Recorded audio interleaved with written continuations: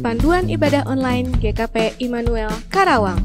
Pertama, sediakan waktu khusus.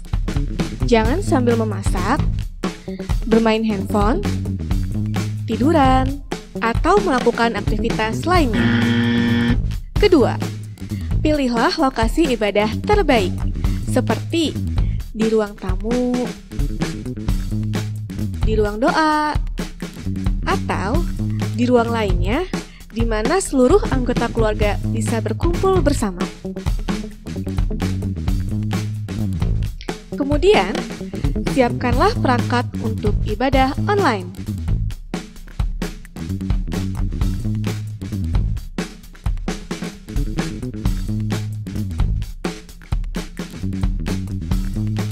Ketiga, ajak anggota keluarga atau kerabat lainnya untuk beribadah bersama.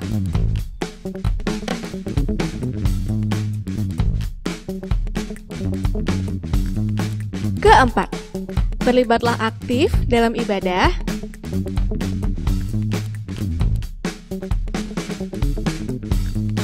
Dan ikuti ibadah sampai selesai.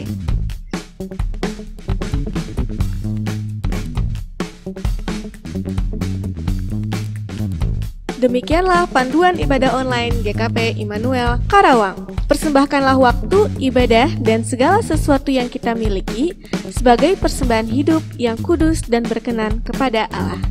Itu adalah ibadah kita yang sejati. Selamat beribadah, Tuhan memberkati. Shalom teman-teman semua. Selamat berjumpa lagi dengan kami di ibadah online Pemuda Remaja. Gimana nih teman-teman semuanya, apa kabar? Semoga semuanya pada sehat-sehat ya.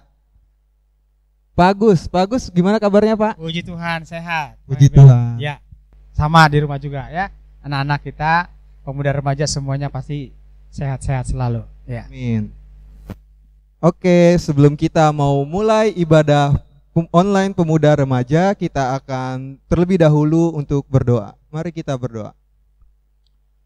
Bapa Surgawi, terima kasih, kami ucap syukur Tuhan sangat baik memberkati kami setiap kehidupan kami, setiap aktivitas kami Tuhan jaga. Terima kasih ya Bapa, pada kesempatan kali ini kami ingin memulai ibadah online kami, pemuda dan remaja. Tuhan berkati, Tuhan pimpin, agar setiap kami di sini bukan sekedar untuk mendengarkan firman Tuhan, tapi kami di sini ingin diperbarui lagi ya Tuhan.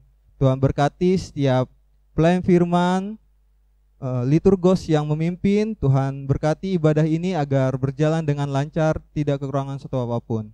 Terima kasih ya Bapa, terima kasih Roh Kudus. Kami telah berdoa dan mengucap syukur. Haleluya, amin. Oke, kita akan mulai ibadah ini dengan nyanyikan satu pujian dengan judul Bejanamu.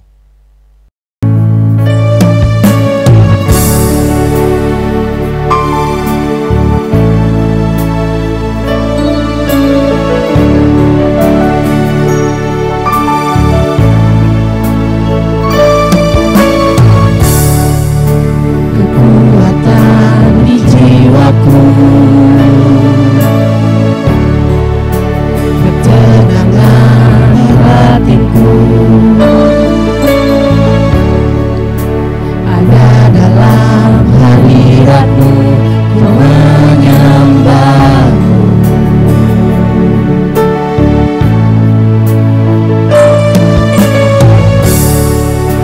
Bersyukurku di kakimu, rasakan hadiratmu. Takkan ku melepaskanmu, kau cahaya bagiku. Mengiringmu seumur hidupku, masuk dalam rencanamu Bapa. Pikiranku, kehendakku,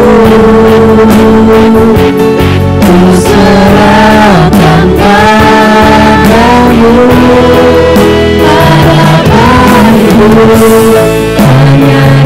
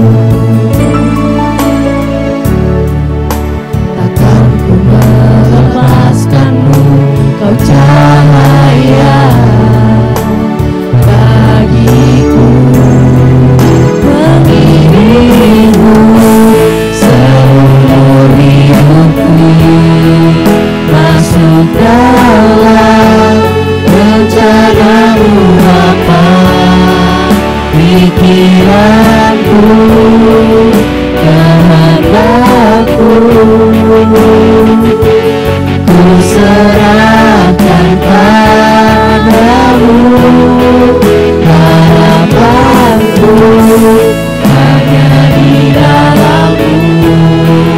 Ku kan teguh bersama-Mu Tuhan, jadikanku bejana-Mu untuk kemuliaan-Mu.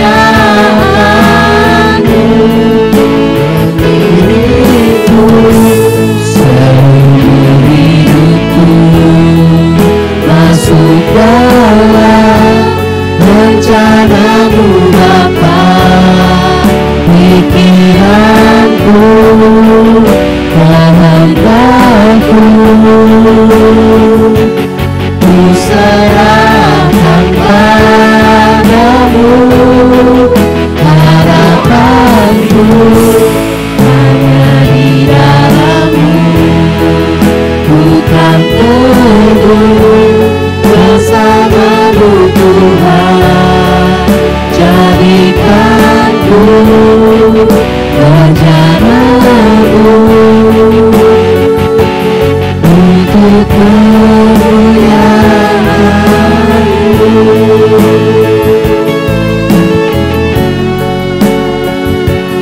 Untuk kemuliaan-Mu.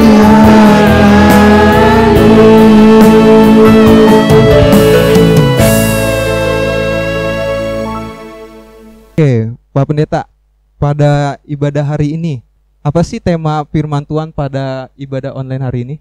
Ya, tema kita saat ini kita akan berbincang-bincang dengan temanya katakan tidak pada korupsi. Nah, Katakan itu tidak pada korupsi. ya. Berarti lebih ke kejujuran ya, Pak? Ya, ada keterkaitan Iya.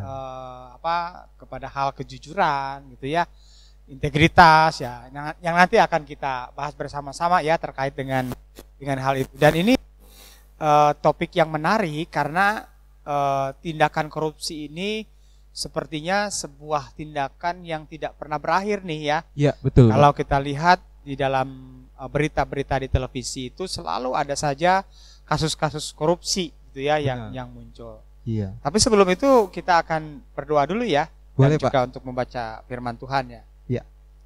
Mari kita satukan hati dalam doa.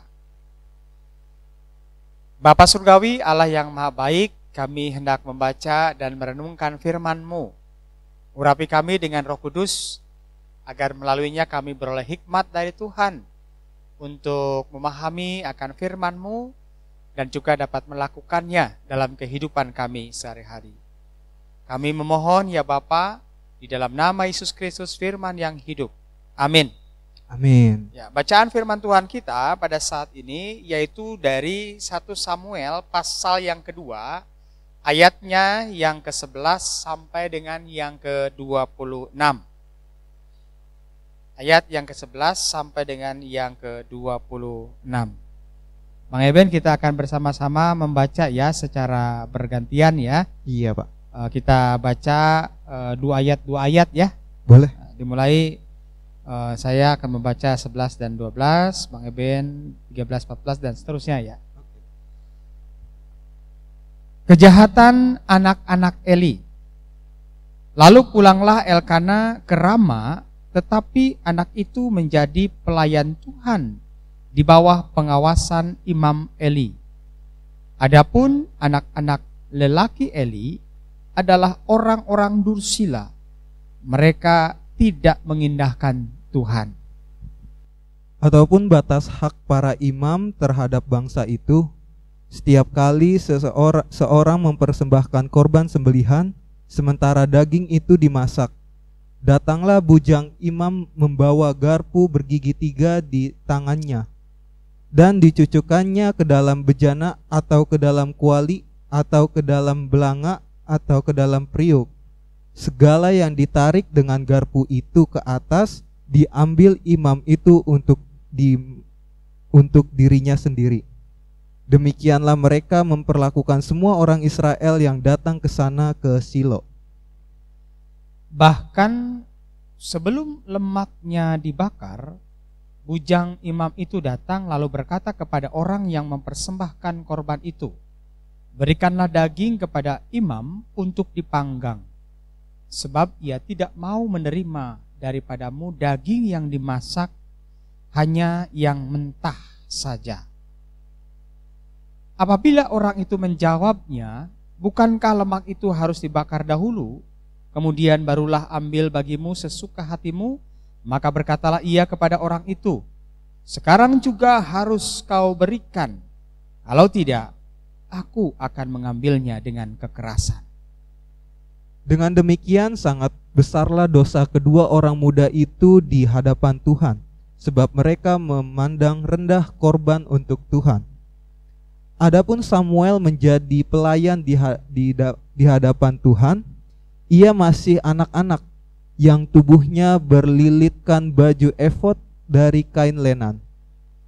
Setiap tahun ibunya membuatkan dia jubah kecil dan membawa jubah itu kepadanya apabila ia bersama-sama suaminya pergi mempersembahkan korban sembelihan tahunan. Lalu Eli memberkati Elkana dan istrinya, katanya, Tuhan kiranya memberikan keturunan kepadamu dari perempuan ini pengganti yang telah diserahkannya kepada Tuhan. Sesudah itu pulanglah mereka ke tempat kediamannya.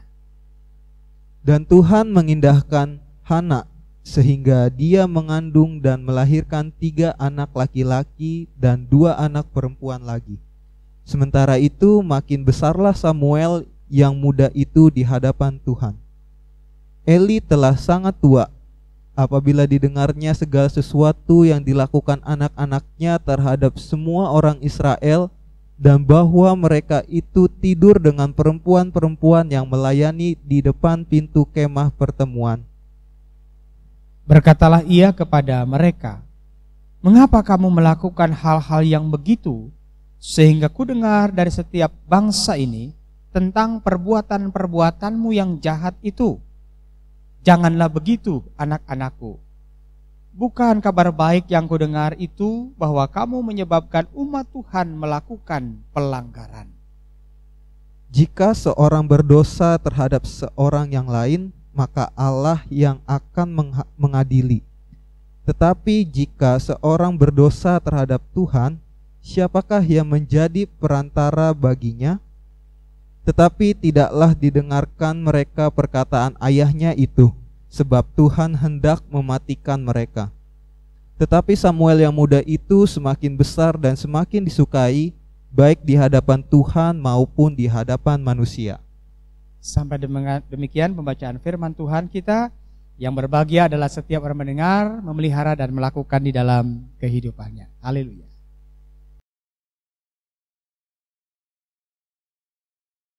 Ya, rekan-rekan pemuda remaja yang dikasihi Tuhan, sebagaimana dikatakan tadi, tema kita saat ini yaitu katakan tidak pada korupsi. Nah, kita sebelum berbicara lebih jauh ya Bang Eben, Ya, Pak. kita akan coba menyamakan persepsi dulu gitu ya. Apa sih sebenarnya yang kita pahami tentang korupsi? Kira-kira menurut Bang Eben apa itu korupsi, Bang Eben? Kalau menurut aku sih dasarnya aja korupsi itu mengambil sesuatu yang bukan hak kita. Tuh. Ya. Itu menurut aku. Ya, oke, gitu ya. Jadi kalau kita mencoba, kalau berdasarkan kamus gitu ya, istilah korupsi ini ya secara umumnya dipahami adalah sebagai sebuah tindakan, ya, tindakan yang dilakukan oleh seseorang yang menyalahgunakan kepercayaan. Nah, dalam suatu masalah ataupun dalam sebuah organisasi, dan tentu itu tidak lain ditujukan untuk keuntungan dirinya sendiri. Ya betul gitu ya, itu untuk keuntungan dirinya sendiri. Nah, berkaitan dengan tindakan korupsi ini gitu ya, umumnya kan kita mengacunya itu korupsi itu hanya pada hal-hal yang sifatnya tadi gitu ya, korupsi uang gitu ya. Ya betul. Nah itu kan sebagaimana mungkin yang sering kali kita lihat di televisi itu gitu ya, ini oknum ya, oknum gitu ya, ada oknum-oknum pejabat yang kemudian menyalahgunakan tadi Iya, ya betul.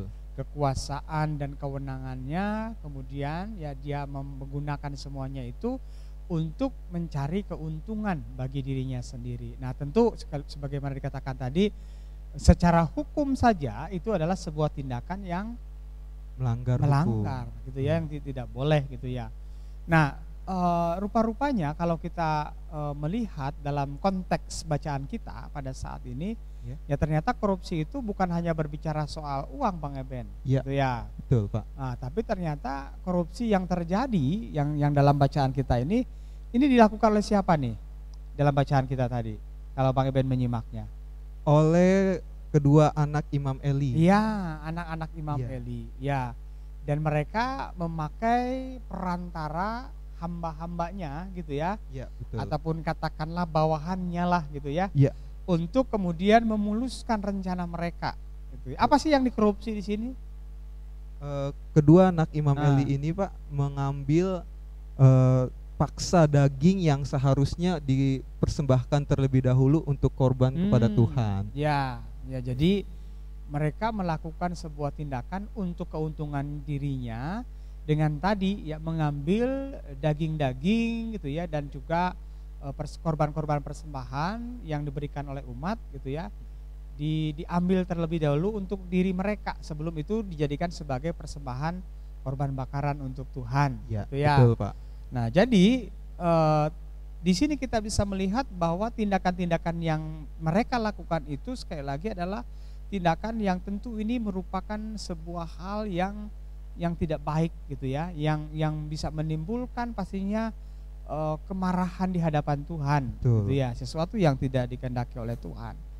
Nah, jadi di sini korupsinya adalah berupa makanan gitu ya, pada saat itu gitu ya. Jadi ya.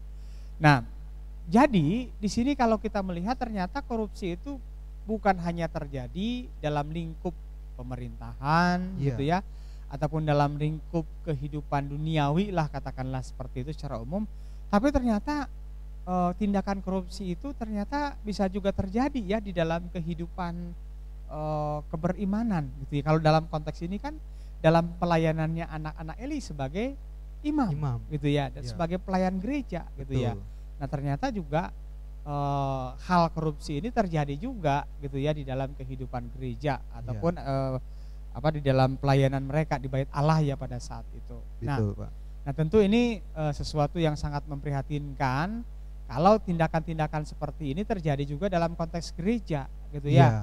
Nah, di satu sisi kita melihat wah ini oknum-oknum pejabat ini melakukan sebuah tindakan korupsi gitu ya, dengan melakukan berbagai penyelewengan gitu ya, dalam bentuk apapun gitu ya berkaitan dengan itu.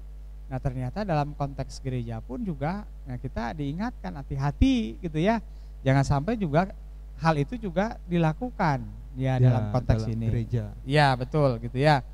Nah, ini ya kita bercermin dari kejahatan yang dilakukan oleh anak-anak Imam Eli ini, sesuatu yang menimbulkan kekejian gitu ya, kebencian juga di hadapan Tuhan, dan bisa kita lihat pada akhirnya mereka mendapatkan penghukuman ya dari perbuatannya itu gitu ya. Kita bisa melihat pada akhirnya anak-anak Imam Eli ini juga mengalami kematian yang tragis ya. Nah, ini sebagai sebuah pengingatan juga kepada kita bahwa tindakan korupsi ini juga akan memberikan dampak yang buruk dalam kehidupan kita. Ya. Korupsinya nggak harus besar ya, Pak. Ya. Hal yang kecil pun dikata pun yang udah namanya korupsi itu juga udah dikatakan dosa ya, Pak. Iya, ya tidak ada korupsi kecil, korupsi besar gitu ya. Yang ada sama tindakannya gitu ya, karena berdampak pada kerugian gitu ya, ataupun hal yang memberikan dampak yang pastinya tidak baik bagi orang lain gitu ya, seperti itu. Nah, terus kemudian juga Bang Eben ya, kalau kita berbicara ya ini soal korupsi ini gitu ya, di dalam ini dalam bacaan kita tadi ada hal yang menarik gitu ya, bahwa semua tindakan-tindakan yang dilakukan oleh anak-anak Imam Eli bersama dengan hamba-hambanya ini, ya di situ ada sosok yang menarik, yaitu siapa tadi disebutkan? Samuel gitu ya.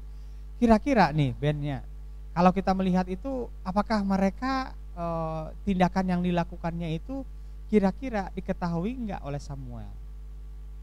Pastinya sih diketahui. Pastinya diketahui, Pak. Pastinya juga didengar ya. Betul, Pak. Karena kan ayahnya sendiri gitu ya, Imam Eli juga mendengar apa yang dilakukan oleh Setiap anak-anaknya ini kan anak-anaknya, gitu ya. iya. Bahkan Imam Eli mengingatkan gitu ya, kok gitu-gitu banget sih gitu ya. Iya. Mereka itu melakukan tindakan yang tercela seperti itu gitu Iya.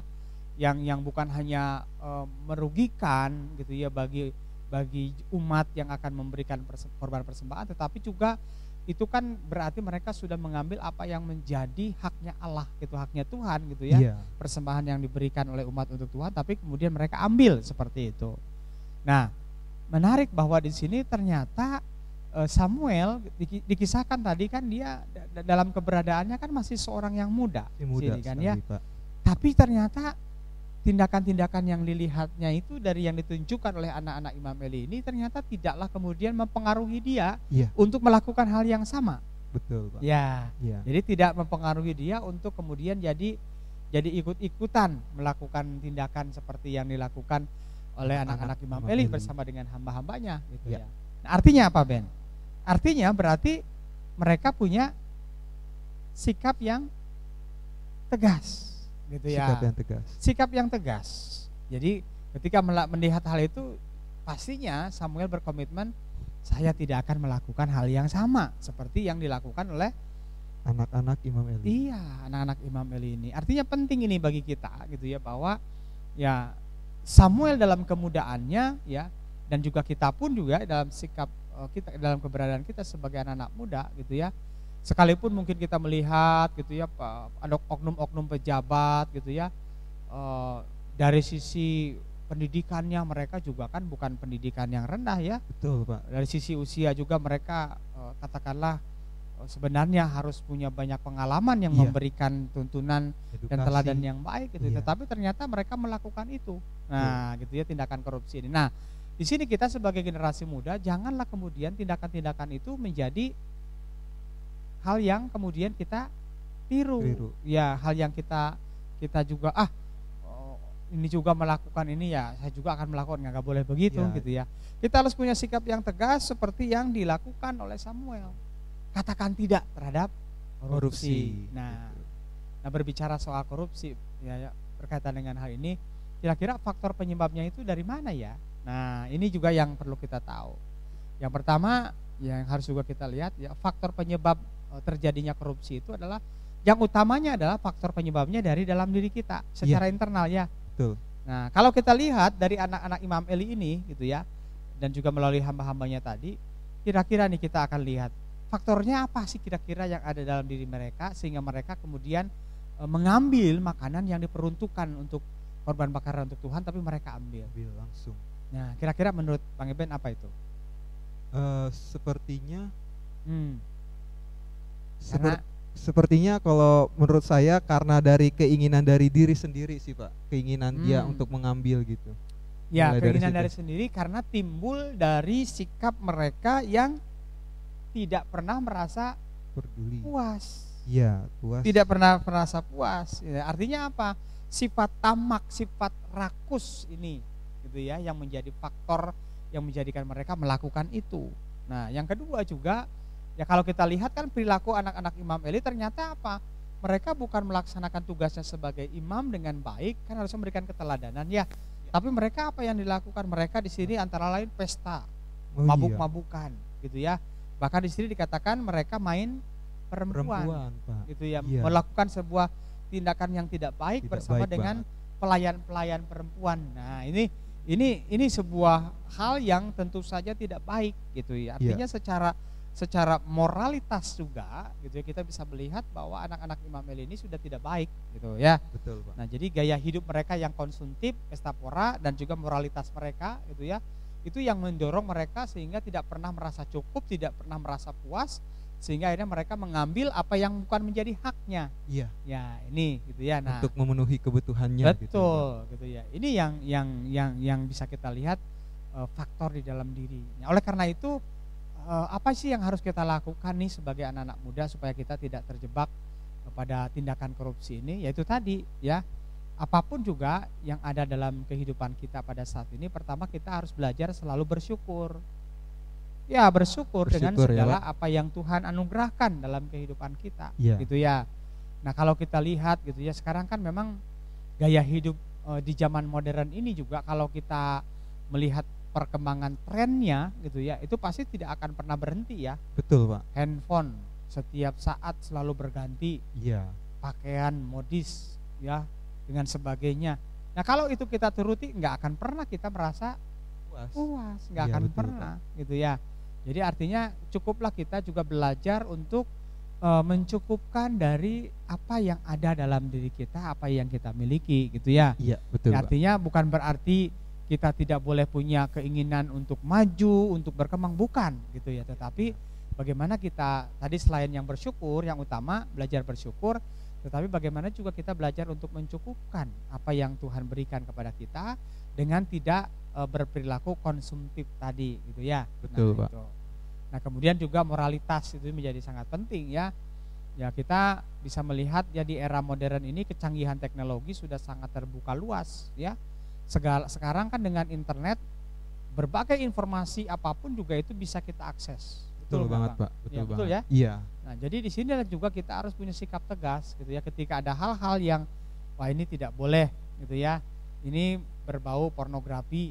Oh ini berbau hal-hal yang akan merusak kita gitu ya, yang cenderung akan menjadikan kita memiliki kebiasaan-kebiasaan yang menimbulkan kecanduan, misalnya game online gitu ya, Iya, yang merusak. betul, Nah, Pak. kita harus punya sikap yang tegas gitu Iya. ya, bisa membatasi gitu ya, jangan aduh nih kesel ini boring nggak ada waktu banyak waktu tapi ini ya udah saya main game online aja. Nah kita harus bisa menjaga diri kita gitu ya. Kalau main game untuk hiburan ya boleh, tapi kita juga harus bisa tahu diri, harus bisa membatasi. Ini penting gitu ya. Jangan sampai niatnya hiburan malah bukan jadi hiburan, tapi melupakan kita jadi kecanduan. Nah ini Iya, betul. yang tidak boleh. Iya. Karena apa? Betul, Pak. Karena kalau untuk mencapai itu kemudian tidak terpenuhi, akhirnya apa tadi? Ya kita mencuri gitu ya, korupsi iya. tadi gitu ya. Akhirnya Uang korupsi sekolah juga, gitu ya. Pak. Iya. Ini uang untuk sekolah, untuk uang kuliah gitu ya. Dari rumah udah dikasihkan ke kita, tapi karena ada konsumtif tadi gitu ya, karena untuk itu tadi diselewengkan untuk hal-hal yang tidak baik. Nah kan bisa begitu. Nah ini yang tidak boleh gitu Iya. ya, ini yang tidak boleh. Kita harus punya sikap tegas gitu ya dalam kehidupan kita. Iya. Begitu Bang Eben. Ya. Ada lagi yang mau ditanyakan nggak Bang Eben terkait dengan hal ini dalam menjadi bacaan kita? Ini kita sebagai anak-anak muda kira-kira harus bagaimana sikap kita?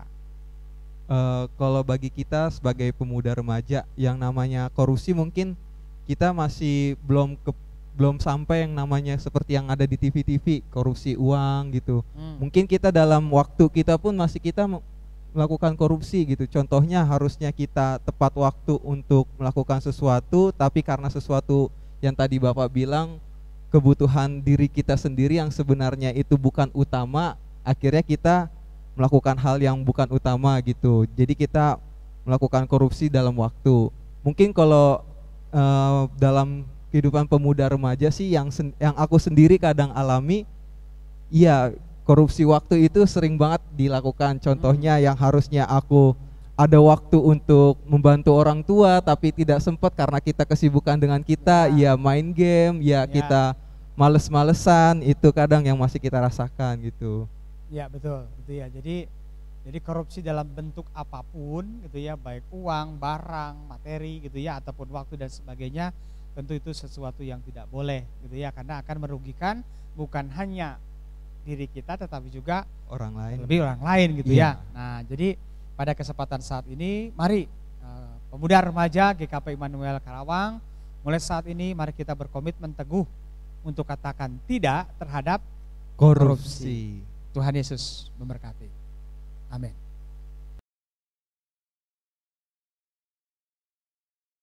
Tiba saatnya kita untuk mendengarkan warta. Warta jemaat akan diinformasikan di grup masing-masing pemuda dan remaja. Buat teman-teman juga diingatkan kembali untuk minggu depan kita akan ibadah offline di gereja jam 6 sore. Jadi jangan lupa ajak teman-temannya untuk ibadah di gereja. Tiba saatnya kita untuk mengumpulkan persembahan. Sebelumnya kita dengarkan firman Tuhan dari Kisah Para Rasul 20 ayat 35b. Adalah lebih baik berbahagia memberi daripada menerima. Untuk persembahan teman-teman bisa ditransfer melalui rekening gereja atau QR code yang ditempel di sekitar gereja. Untuk persembahan kita akan memuji Tuhan dari PKJ 264, apalah arti ibadahmu.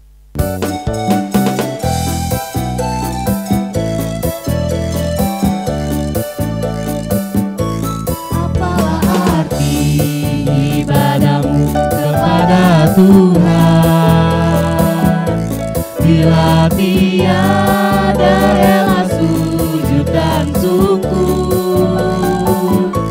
Apalah arti ibadahmu kepada Tuhan, bila tiada hati tulus dan syukur.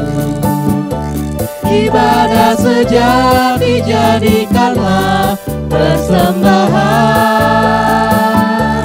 ibadah sejati kasihilah sesamamu. Ibadah sejati yang berkenan bagi Tuhan, jujur dan tulus ibadah murni bagi Tuhan.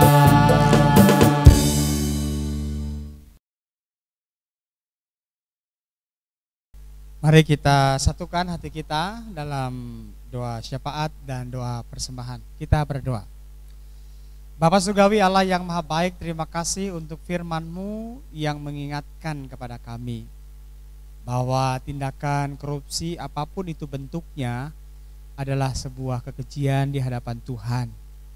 Dan kami juga dapat melihat bagaimana dampak yang terjadi pada anak-anak Eli, kebinasaan, kematian, dan inilah yang terjadi di dalam kehidupannya.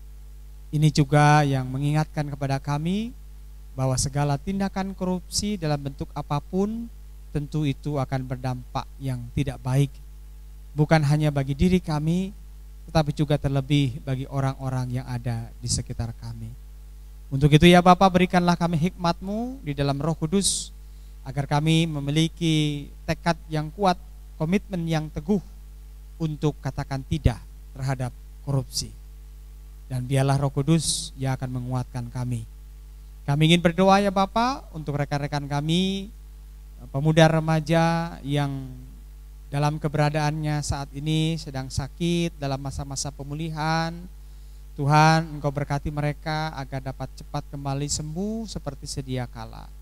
Mereka yang sedang bergumul baik menyangkut pekerjaan, anak-anak-Mu dalam pendidikan, yang menyangkut pasangan hidup, yang menyangkut dalam keberadaan iman, kiranya Tuhan Engkau akan meneguhkan dan menguatkan kami, agar kami tetap teguh di dalam iman kami kepada Yesus Kristus sebagai Tuhan dan Juru Selamat dalam kehidupan. Berkati pemuda remaja dalam segala aktivitas, pelaksanaan kebaktian-kebaktian, baik yang dilakukan secara online maupun juga onsite, agar kiranya semuanya dapat terlaksana dengan baik. Terlebih kami semua kaum muda di Jemaat GKP Immanuel Karawang ini selalu sehat di dalam kasih dan kemurahan Tuhan.